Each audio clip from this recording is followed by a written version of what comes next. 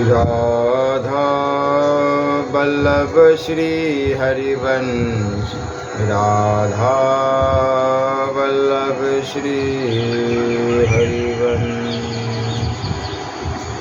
राधा वल्लभ श्री हरिवंश, राधा वल्लभ श्री हरिवंश। ओम श्री परमात्मने नमः। श्री गणेशाय नमः।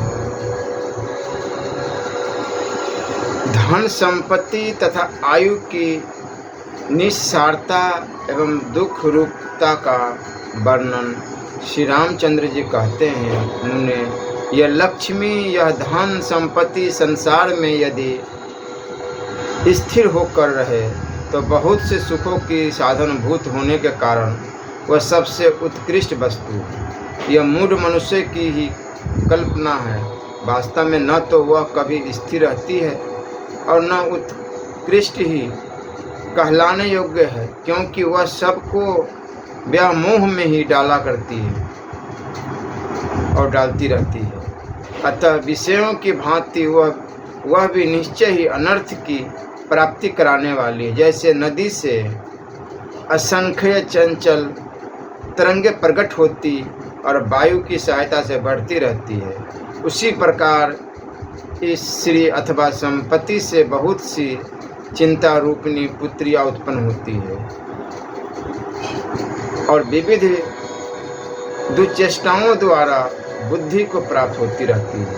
यह संपत्ति शास्त्रोक्त सदाचार से रहित पुरुष को पाकर इधर उधर दौड़ती रहती है, कहीं एक जगह पैर जमा कर स्थिर नहीं रहती। यह मूढ़ संपत्ति किसी गुणवान पुरुष के द्वारा बड़े दुख से उपार्जित होने पर भी यह प्राय उसके उपभोग में नहीं आती और राजाओं की प्रकृति के समान श्रेष्ठ पुरुष की अपेक्षा करके भी गुण अवगुण का विचार किए बिना ही जो कोई भी अपने पास रहता है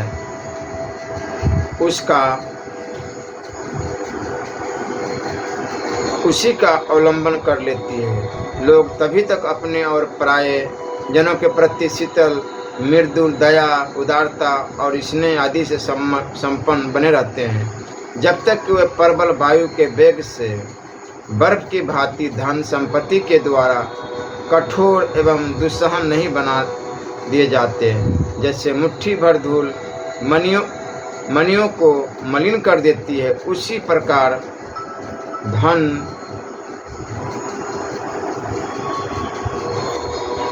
संपत्ति के द्वारा कठोर एवं दुस्सहन नहीं बना दिए जाते। जैसे उसी प्रकार धन संपत्ति ने बड़े बड़े विद्वान, शूरवीर, कृतज्ञ, सुंदर और कोमल स्वभाव वाले पुरुषों को भी मलिन, कलंकित कर दिया है। भगवान, धन संपत्ति सुख देने के लिए नहीं, दुख देने के लिए ही बढ़ती है। जैसे विष की बेल सुरक्षित रखी जाए तो वह मौत ही देती है, उसी प्रकार धन संपत्ति की रक्षा करने पर भी वह विनाश का ही कारण होती है। जो धन संपत्ति से युक्त होकर भी जनता की निंदा का पात्र न हो, शूरवीर होकर भी अपने ही मुंह से अपनी बढ़ा चढ़ाकर प्रशंसा न करता हो, तथा स्वामी होकर भी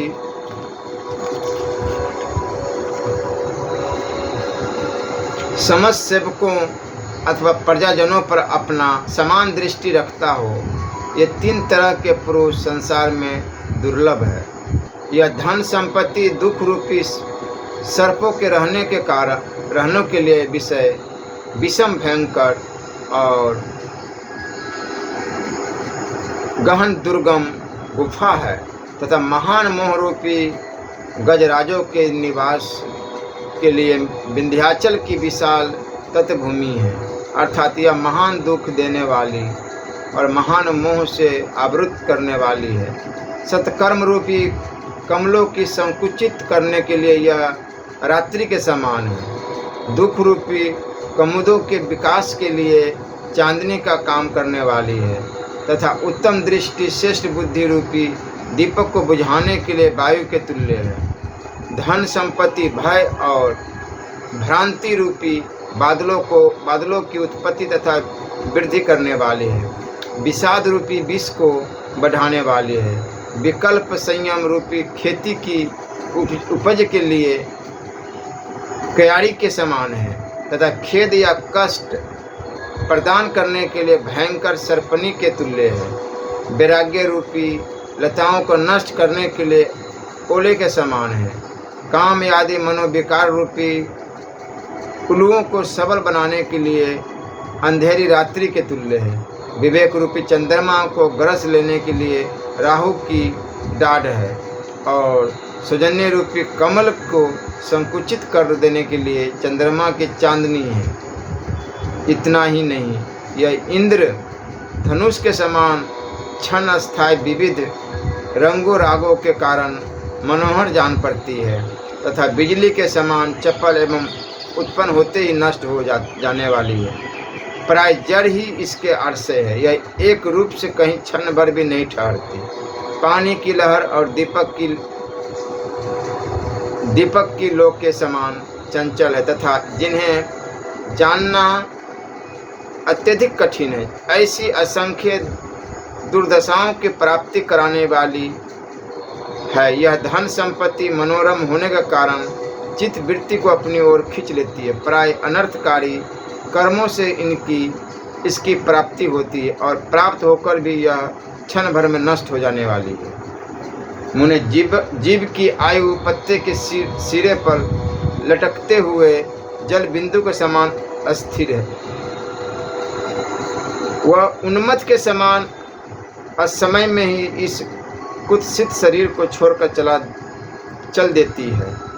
जिनका चित्त विषय रूपी विषधर सर्पों के संसर्ग से सर्वथा जर्जर हो गया है और जिनमें प्रौढ़ आत्म विवेक का अभाव है, उन लोगों की आयु उन्हें क्लेश देने वाली ही है। जो जानने योग्य वस्तु पर ब्रह्म परमात्मा को जान चुके हैं और उस अपरिचित ब्रह्म पद में प्रतिष्ठित है, ऐसे महापुरुषों की आयु लाभ हानि एवं सुख दुख में चित्त को समान भाव से सुस्थिर रखने वाली होने के कारण सुखदायिनी है। महर्षि, हम लोग नपे तुले आकार वाले शरीर में ही यह आत्मा है, ऐसा निश्चय किए बैठे। अतः संसार रूपी मेघ में बिजली के समान चमक कर विलुप्त हो जाने वाली इस क्षणभंगुर आयु में हम सुखी नहीं हैं। शरद ऋतु के छिटपुट बादल, तेल रहित दीपक तथा जल की तरंगे के समान चंचल आयु गई हुई देखी जाती है। तरंगों को जल यादि में बिंबित चंद्रमा को, विद्युत पुंजों को और आकाश कमल को हाथ से पकड़ने का तो मैं विश्वास रख सकता हूँ, परंतु इस अस्थिर आयु पर मेरा कोई भरोसा नहीं है। असंभव बातें भी भले ही संभव हो जाए, पर आयु को पकड़े रखना असंभव है। जैसे खच्चरी दुख भोगने के लिए कि गर्भधारण की इच्छा करती है, उसी प्रकार जिसका मन विश्रांत तृष्णाओं से अत्यंत उपरत नहीं है, ऐसा मूर्ख मनुष्य कष्ट उठाने के लिए ही व्यर्थ आयु का विस्तार अधिक काल तक जीना चाहता है। ब्राह्मण, इस संसार चक्र में जो देह रूपी लता है, यह सृष्टि रूपी समुद्र के जल का विकारभूत फेन ही है, क्योंकि उसी के समान अत्यंत अस्थिर। अतः इसमें अधिक काल तक जीवित रहना मुझे अच्छा नहीं लगता। वास्तव में वही जीवन उत्तम जीवन कहलाता है, जिससे अवश्य पाने योग्य वस्तु परमात्म ज्ञान ही की प्राप्ति होती है, जिससे फिर शोक नहीं करना पड़ता तथा जो परम निर्वाण रूप मुख सुख का स्थान है। यूँ तो वृक्ष भी जीते हैं, पशु और पक्षी भी जीवित रहते हैं, परंतु वास्तव में उसी पुरुष का जीवन सफल है जिसका मन के द्वारा जीवित न रहे, अपनी भाव को प्राप्त हो जाए। संसार में उन्हीं जीवों का जन्म लेना सफल है जो उन्हीं का जीवन श्रेष्ठ है, जो फिर यहाँ जन्म नहीं लेते।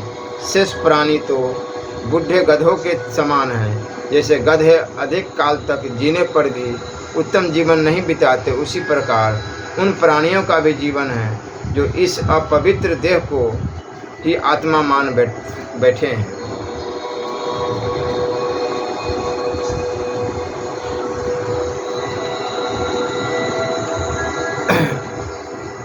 अविवेकी मनुष्य के लिए शास्त्रों का अध्ययन भार रूप है। रागी विश्वासक पुरुषों के लिए तत्व ज्ञान भार है। अशांत मनुष्य के लिए मन भार है, तथा जो आत्मज्ञान से शून्य है उसके लिए शरीर भार है। जिसकी बुद्धि दूषित है उस पुरुष के लिए रूप, आयु, मन, बुद्धि, अहंकार तथा चेष्टा ये सब के सब उसी प्रकार दुखदायक है जैसे बोझ ढोने वाले मनुष्य के लिए उसके सिर का बोझ कष्टदायक होता है। आयु कठोर परिश्रम एवं सुहृद कष्ट को ही देने वाली है। इसमें श्रम की निवृत्ति कभी नहीं होती। कामनाओं की पूर्ति का भी अभाव ही रहता है। यह आपत्तियों का परम आश्रय और रोग रूपी पक्षियों का घोंसला है। जैसे बिल में विश्राम करने वाले तथा विष के द्वारा संताप देने वाले भयंकर सर्प वन की वायु का पान करते हैं, उसी प्रकार शरीर रूपी बिल में रहकर विष तुल्य दाह पैदा करने वाले भीषण रोग रूपी सर्प जीव की आयु का पान करते हैं। जैसे काठ के छोटे छोटे कीड़े उसके भीतर रहकर पुराने पेड़ को सदा काटते और उससे धूल से गिराते रहते हैं, उसी प्रकार सदा पीप, रक्त और मल बढ़ाने वाले तथा देह के भीतर निवास करने वाले दुष्ट रोग आदि दुख निरंतर आयु का उच्छेद करते रहते हैं। जैसे बिल्ली चूहे को शीघ्र निगल जाने के लिए उत्कृष्ट अभिलाषा के साथ निरंतर उसकी ओर ताकती रहती है, उसी प्रकार मृत्यु भी आयु को अपना ग्रास बनाने के लिए ही सदा उसकी ताक में बैठी रहती है। इस संसार में यह आयु जिस प्रकार स्थिरता और सुख के द्वारा सदा के लिए परित्यक्त अत्यंत तुच्छ गुणहीन तथा मृत्यु को भाजन है, वैसी दूसरी कोई वस्तु नहीं है।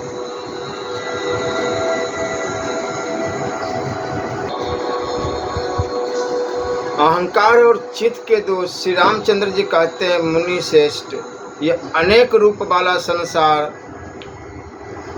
दीनों से भी दीन विषय लंपट लोगों को अहंकार के वशीभूत होने के कारण ही निरंतर राग, द्वेष आदि दोषों के कोषरूप अनर्थ की प्राप्ति कराता रहता है। अहंकार के वश में होने से ही मनुष्य पर आपत्ति आती है, उसे शारीरिक कष्ट भोगने पड़ते हैं।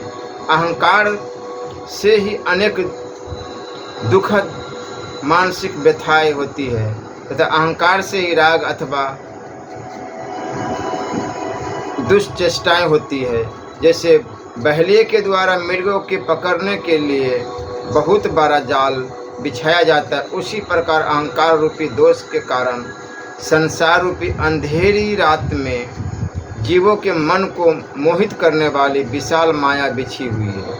अहंकार शांति रूपी चंद्रमा को निगलने के लिए राहु का मुख है। पुण्य रूपी कमलों का विनाश करने के लिए हिम रूप वज्र है, और सब भूतों में समदर्शिता रूपी मेघ का विध्वंस करने के लिए शरद ऋतु है। ऐसे अहंकार का मैं त्याग करता हूँ।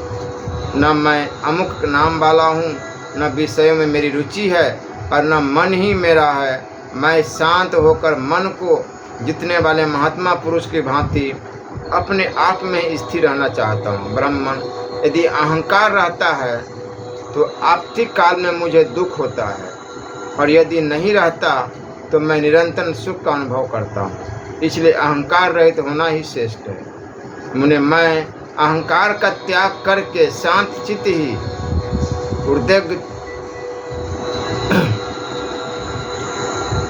हृदयंग शून्य होकर बैठा रहता हूँ, क्योंकि भोगों के समूह का आधार ही क्षण भंगुर है।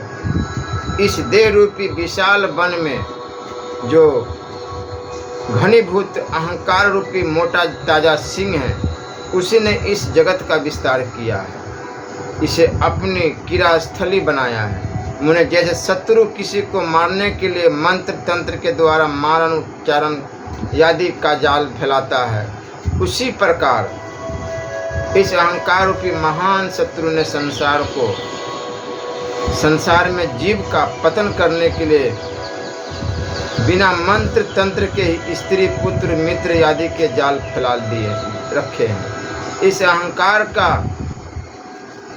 मूलोच्छेदन पूर्वक निराकरण कर देने पर ये सभी मानसिक दुश्चिंताएं रूपी बादल के फट जाने पर शांति का विनाश करने वाला यह हृदयाकाश में छाया हुआ महान मोह रूपी कुहासा धीरे धीरे न जाने कहाँ विलीन हो जाता है। महानुभाव मुनीश्वर, जो संपूर्ण आपत्तियों का घर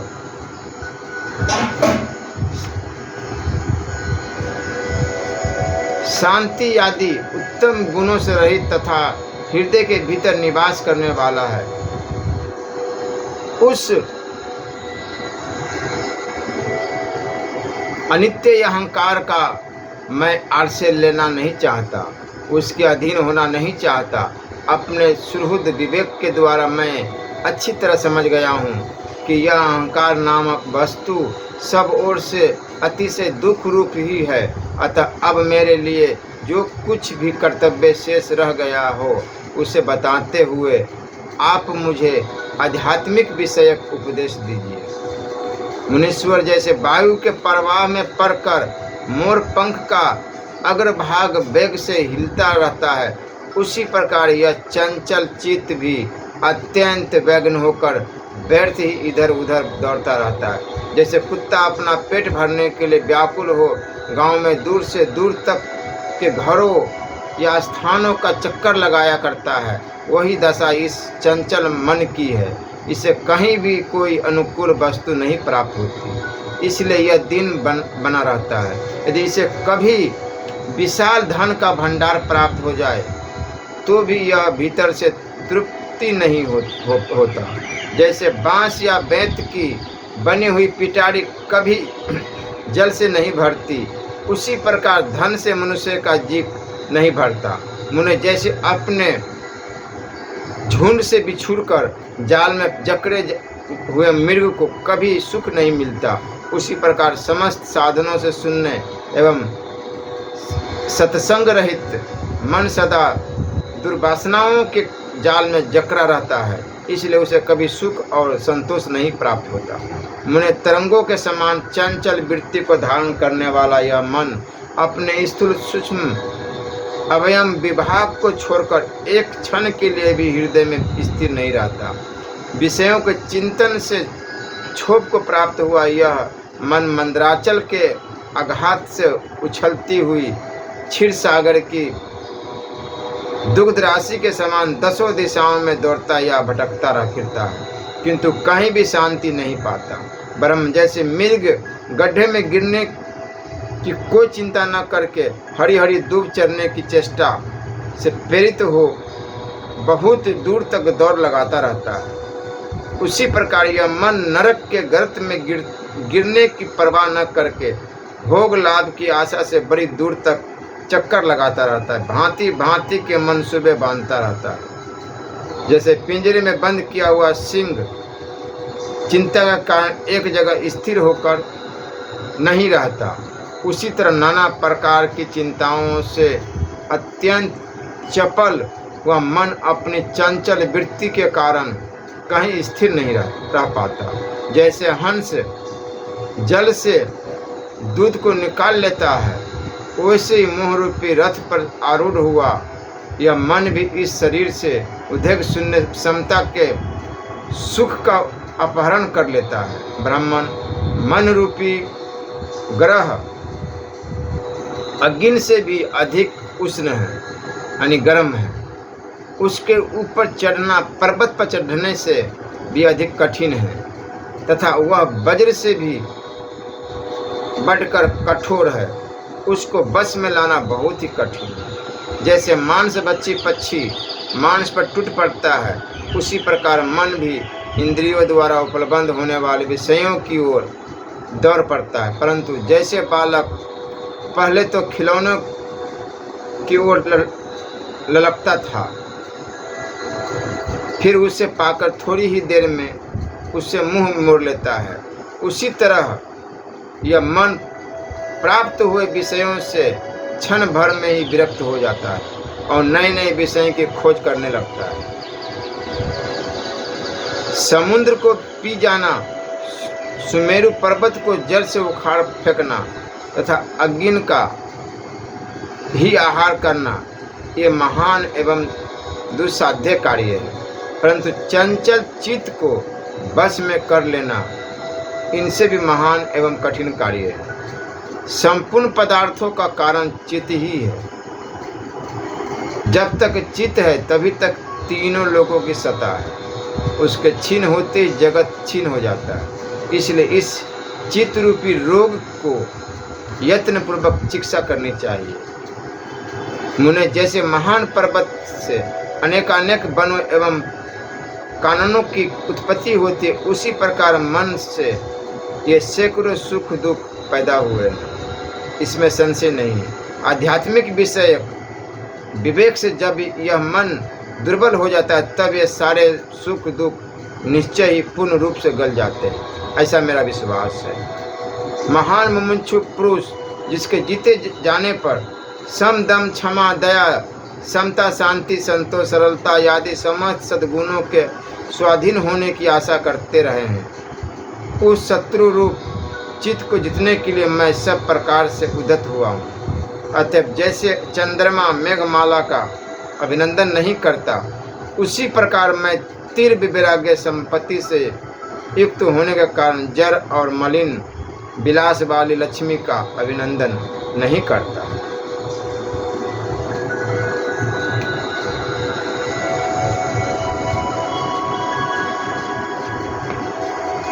राधा वल्लभ श्री हरिवंश, राधा वल्लभ श्री हरिवंश, श्री राधा वल्लभ लाल।